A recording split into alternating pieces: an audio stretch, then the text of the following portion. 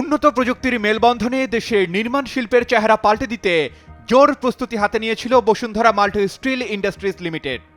এ উদ্যোগের সঙ্গে বসুন্ধরার নামই রোষানলের শিকারে পরিণত হয়েছিল ডক্টর ইউনূসের অন্তর্বর্তী সরকারের।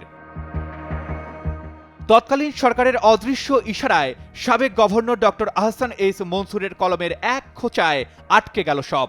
শিল্পবিরোধী নীতির চোরাচালে বেঁকে বসল ব্যাংক।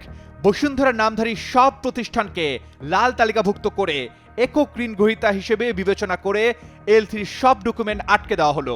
বন্দরে অলস পড়ে রইল একে একে জমতে থাকা 350 কন্টেইনারের বিশাল স্তূপ। পড়ে থাকতে থাকতে বন্দর ও শিপিং লাইসেন্স সহ অন্যান্য ডেমারেস মাশুলি জমা হলো 950 কোটি টাকা। যন্ত্রপাতির দামের চেয়ে যেন ক্ষতিপূরণই বেশি।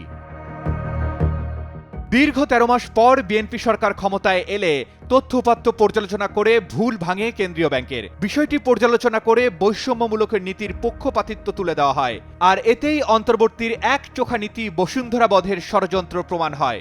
কেন্দ্রীয় ব্যাংক পরিষ্কার করে দেয়, বসুন্ধরার নামে অন্য যেসব গ্রুপ রয়েছে সবই একক সত্তা নয়, বরং আলাদা সত্তা।